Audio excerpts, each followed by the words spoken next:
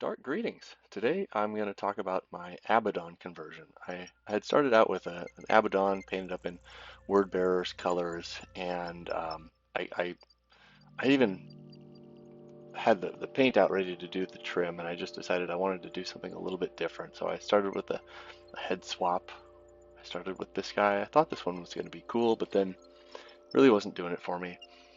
I tried this Terminator one, which I really liked, but it just didn't seem to fit right. I tried this guy here from the Chosen set, I think, and I like that one too. They all have a kind of a different flavor, but none of them were exactly what I was looking for. So I decided to go a little bit more drastic, and what I'm going to do is kind of cut this arm here, cut that cabling off, and I'm going to repose it. So I'm going to start by gently prizing off this shoulder pad. There's a little support thing underneath, and I had bought this secondhand, so I had actually no idea what the makeup of this model was and how it was all put together, but there's that little bump there. Anyway, so I took that off so it's a little bit easier to get at with my little fret saw, and you can see I've made it almost all the way through, trying to be gentle and not cut off anything important or mess up the model. Now, gonna have to clip off that little cable. And as you can see, I can't really just rotate it and have it look natural. So what I'm going to have to do is cut it off at the elbow. And I have this Wolfguard Terminator from the old Wolfguard set, Terminator arm, and I'm going to use basically half of the arm, cutting it off at the elbow, and keeping that little cable on there. And that'll, I think, give it the pose that I want with the proportions so it'll still seem natural. So I'm going to just mock this up with some blue tack, and obviously the bullet casings are going to have to change as well. I want to change the sword also. I want to have a really different effect from the usual pose, which is cool, but kind of, I don't know, like mustache twirling villain, which is not the vibe I want to go for. I'm going to put these little torch things on, and see I've kind of mocked up the arm here the way I want it.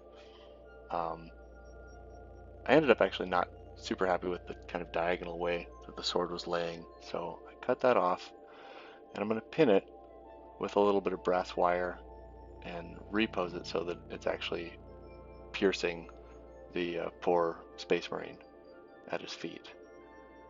So that's going to involve cutting off the tip of the sword there as well. So I'm just trying to get a sense of how much I need to cut off of this tip of the sword. Again, I'm going in with my fret knife there, fret saw, because it gives a nice clean cut. So that's about right. And it's a little goofy at the bottom, but I'm going to make that up with some putty. So that's about what I want. Now, I want to center the hole first. So I'm going to take the very tip, once I clean this up, very tip of my hobby knife, and make a little pilot hole.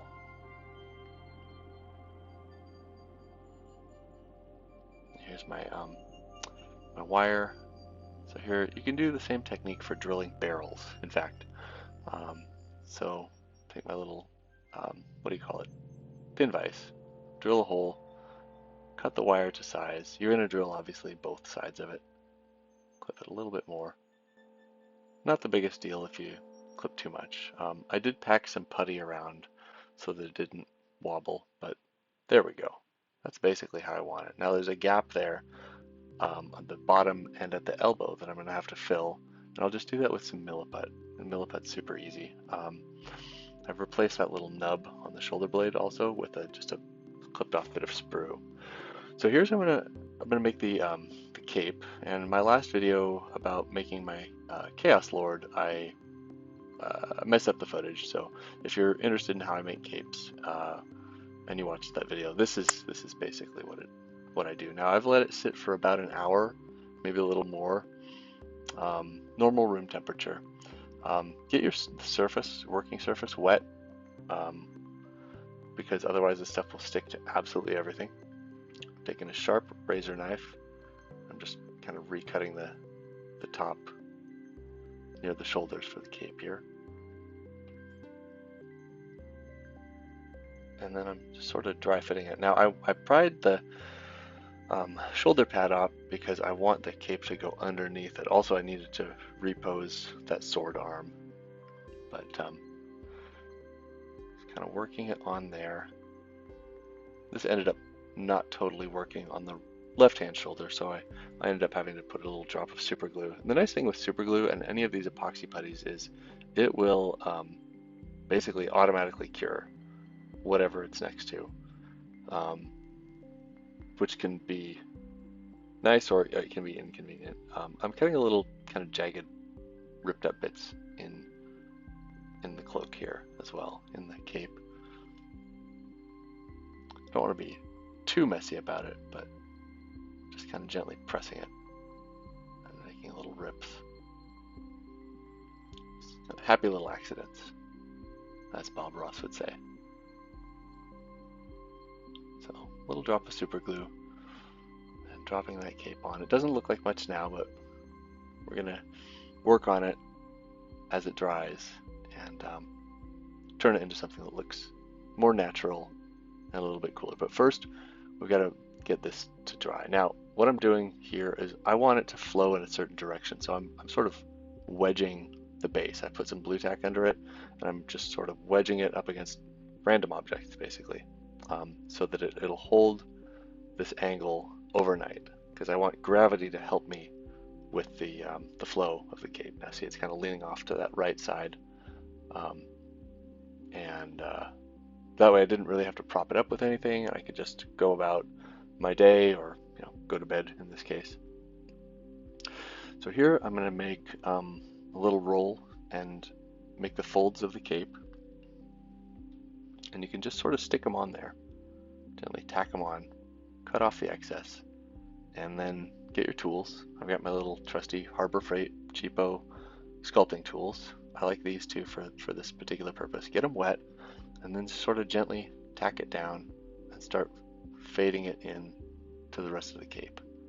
And the tools, I think, are pretty intuitive. You'll kind of figure out what works for what you're doing. So here's another fold. This one was kind of a pain to get stuck. I think I had to restart it.